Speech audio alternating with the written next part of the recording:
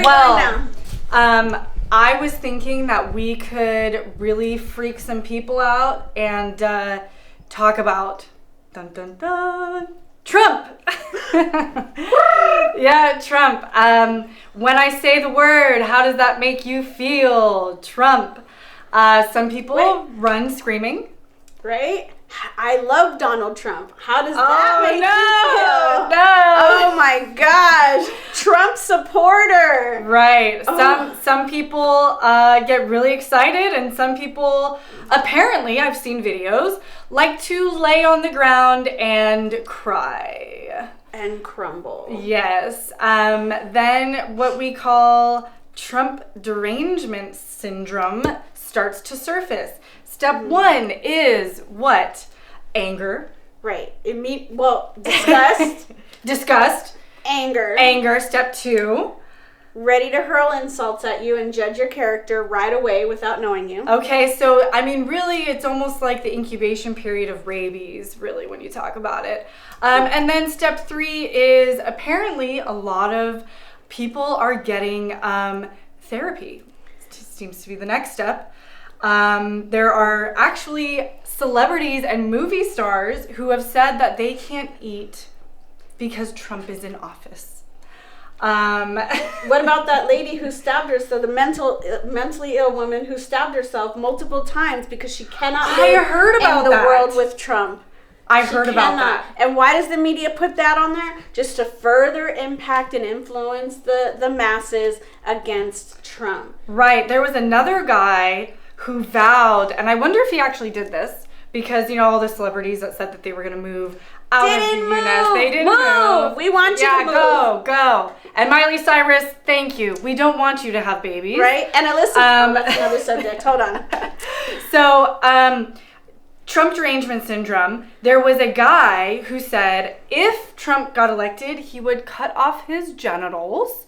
And I'm wondering, if you're out there, please comment. We'd like to know if you did it. Did you really do that? I would like to know. So how did Trump derangement syndrome actually, who implanted that idea? Because it's a scary thought to think of how unhinged people get when we're supposed to be the deranged mutant Americans for liking Trump or for supporting Trump, right? We're supposed to be the deplorable, but yet, right? How come we're so put together? Like, we're not over here acting a fool, running around, falling on the floor, things, bashing windows, vandalizing. There was a guy last week who got hit over the head with a crowbar by, I believe it was Antifa. You know, they're supposed to be the anti-fascists, yet they are controlling speech with violence, right? So it's so hypocritical. I remember when the election was happening, 2016, there was this woman who looked really masculine, kind of like a man, but a woman wearing a beanie, and this person was in front of the White House, and when they announced that he was president, they fell to their knees, arms out, screaming. And it's really sad when we're in a day where who's in office controls your happiness, who's in office controls your mental state. Yes, your mental state. I mean, you don't see conservatives running around acting a fool, falling all over themselves, creating pandemonium and hurling insults and other objects at people. It's the liberal left that is completely unhinged and acting crazy.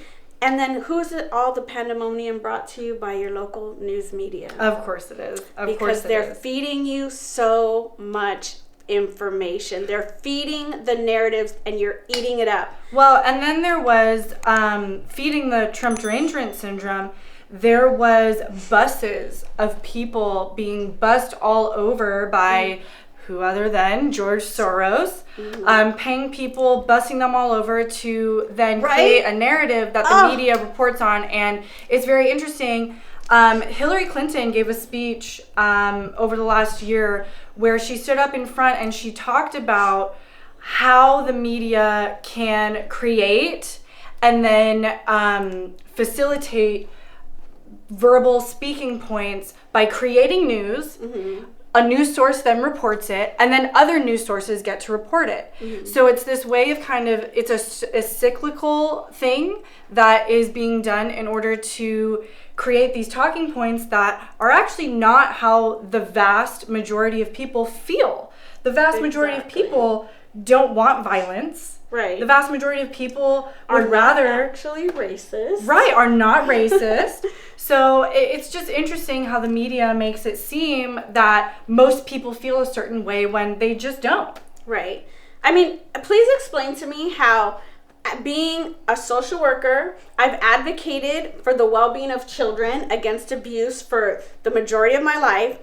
Being a Christian, being a pastor, being of Latin descent, being a single mother, a teenage mother, and somehow, because I'm a Trump supporter, you're the bigot. I'm racist, I'm discriminatory, I'm hateful, I'm a bigot.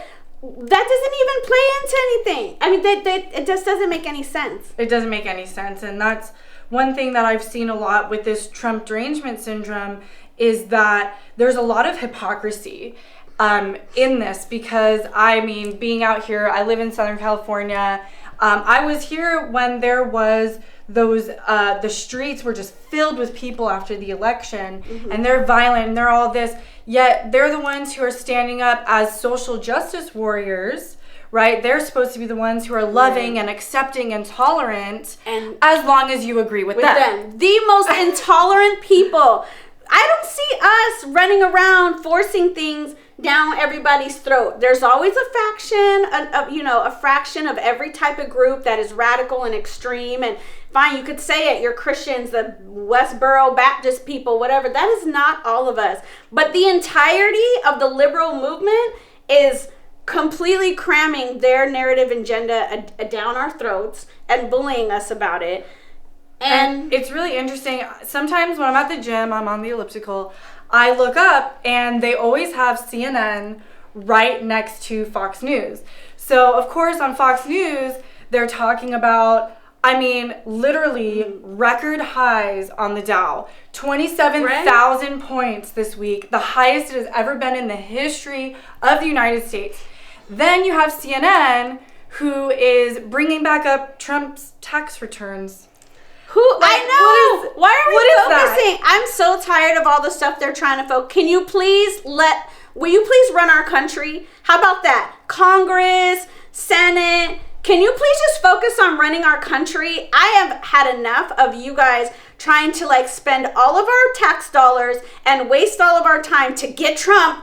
I'm gonna get you. Okay, grow up. It's very immature, and the entirety of our nation is suffering for it. But I believe that that's what you want, because I know that the Democratic and the liberal agenda is to crumble the United States and make us into one world. So, that's another story. So I have an interesting theory, and I think the Democratic representatives actually know what they're doing.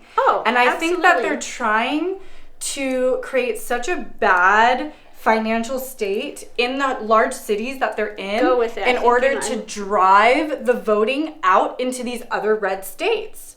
I think that they're trying to push populations out of these places that are extremely liberal, and they're trying to push these people to move so that they can influence votes. It always comes down to votes and money. That's votes, right. Power, money. Well, how about, along the same lines, they're trying to crumble the economy so that we would be dependent on the government. Yes. So that we are dependent on government welfare, government rationings of food. That is what they're working towards. Well, I saw a political cartoon today, and it was foxes with a chicken coop. And the chicken coop was open, and all of their eggs, they were bringing all of their eggs to the foxhole where the chickens were bringing all of their eggs, and it was like security. So people are giving up their liberty and their freedom for the feeling of security. Right. Did you see The Death of a Nation? There's a movie called The Death of a Nation, and it really gives the truth about the origin of the Nazis and the Democratic Party. and you touched on how the Nazis compare or relate with the Democrats. I'm sorry, but they when the Nazi leaders, when Hitler and the other leaders of the day sat down and said, how are we going to do this? They took notes from the Democratic Party of the United States on how to overtake a country. Well, you get the youth, too. The youth. Right. And it's very interesting. You can actually read examples of questions that are posed to students in Germany at that time. Mm-hmm. And what they do is they get the youth and they do it through the education system. Mm-hmm. So for a math question, this was actually a math question in Germany. Mm-hmm. A plane leaves Germany heading to Jerusalem carrying so many tons of bombs. They bomb Jerusalem. They fly back this much faster. How much weight did they let go of? And that was a math question. Right. So they go back to, they want to capture the youth through the education system. Mm-hmm. And they're doing that today when you look at, certain gender books. The Prince and the Prince has to be read to kindergarteners. That is absolutely ridiculous. Right, oh my God, you're opening up a whole new can of worms. So are we gonna touch on, that's a big topic, huge topic. Topic. I don't know, are we done with Trump derangement syndrome? Because this is my takeaway from Trump derangement syndrome. I understand that people have a certain belief about Trump and what he's doing. Like there's this hateful thing, like there's this, well, they're calling him the Nazi, but he doesn't apply any Nazi principles to how he's running the country. He doesn't want big government. Right. He wants people to be free. He doesn't want socialized healthcare. He's promoting. He wants people to have guns. He's a nationalist. How is he like a Nazi? I don't understand. I know. But, the takeaway is you have to sit and think for a minute. If somebody is able, if you, look at your environment. Are you actually being oppressed? Us in this country, are we, despite what you think Trump is doing, even if you think illegal immigrants are being oppressed, are they really being oppressed? How is your lifestyle really being affected? Well, and going back to the hypocrisy of it all, you have these people with Trump derangement syndrome coming out on the streets, anti-capitalist, but yet they're filming it on their iPhones, sipping their Starbucks coffee. So I'm just wondering, how is capitalism the enemy when you're the one who's buying into the system? You got your Jordans on. Yeah. You're shopping, at whatever mall you want.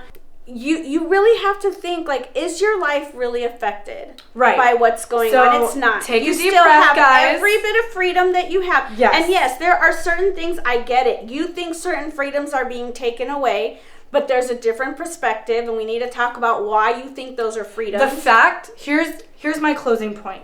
The fact that you can speak of how unsatisfied you are, that is a clue as to the state of our society that we're in. Exactly. You get to have that opinion, and you should be thankful for that, because there's a lot of countries where you do not have that freedom. So that is my closing point. I'm Tracy Cook. I'm Contessa. If you really want to be oppressed, go visit another country. And there we go.